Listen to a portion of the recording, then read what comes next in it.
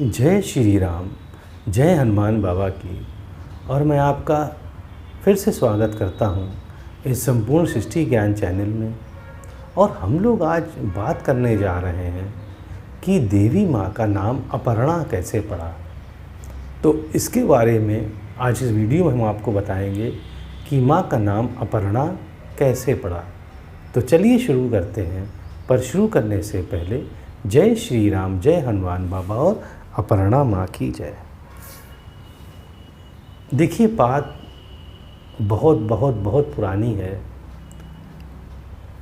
जब सती माँ हुआ करती थी, भगवान शिव की पत्नी, और सती माँ जब अपने पिता के यज्ञ में गई, जबकि भगवान शंकर ने मना किया था, और भगवान शंकर ने कहा था कि देखो, वो दक्ष जो तुम्हारे पिता हैं वो हम लोगों से चिढ़ते हैं, और अगर तुम वहाँ जाओगी तो तुम्हारा उपहास और मजाक हर जगह बनेगा।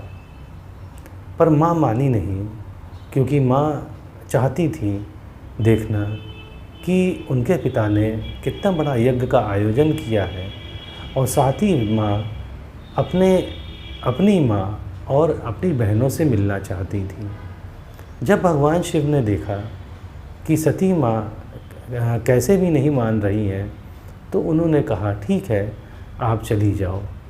जब माँ पहुँची है वहाँ पे, तब माँ ने देखा कि उनका तो वहाँ पर कोई आदर नहीं है। सिर्फ सती माँ की माँ ही उनसे बड़ा प्रेम से मिली, और बहनों ने भी उनका खूब उपहास किया। और उनके जो पिता दक्ष थे, उसने भी बड़े अपमानजनक शब्द कहे भगवान शिव के बारे में। तो इतना अपमान सती माँ सह नहीं पाई, और उसी यज्ञ में वो भस्म हो गई, या उन्होंने अपने को भस्म कर लिया।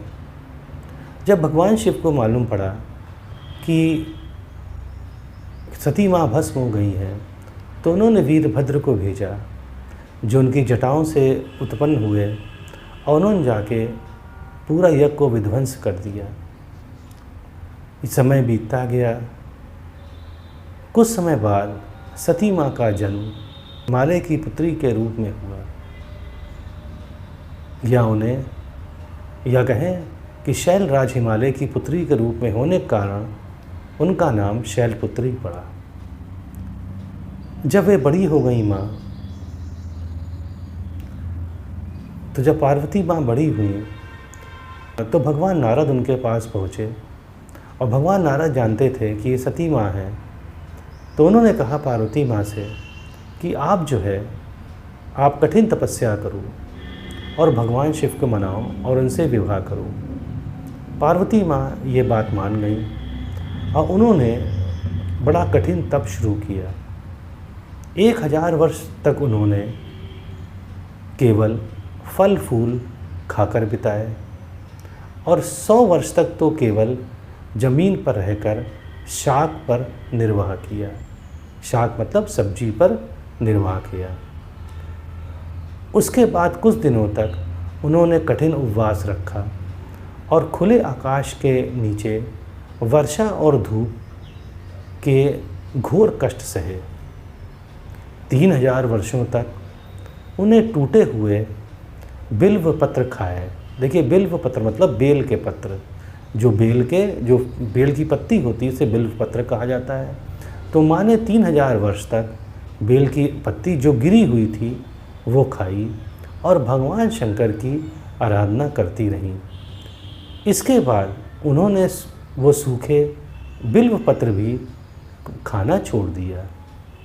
उसके बाद कई हजार वर्षों तक माँ निर्जला और निराहार रहकर तपस्या करती रही।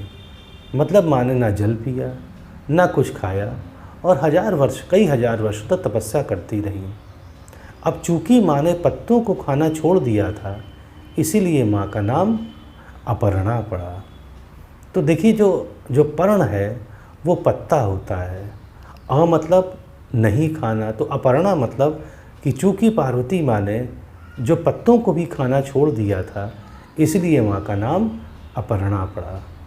तो उम्मीद है आपको समझ में आ गया होगा कि माँ का नाम अपर्णा क्यों पड़ा। देखिए पर्ण का मतलब होता है पत्ता, आ लगा दीजिए तो नहीं, तो मतलब माँ ने जब पत्ता खाना छोड़ दिया इसीलिए माँ का नाम पड़ा अपर्णा। तो उम्मीद है आपको समझ में आ गया होगा। अच्छा लगता है तो सब्सक्राइब करिएगा। अब मुझे आज्ञा दें। जय श्री राम, जय हनुमान बाबा और अपर्णा माँ की जय।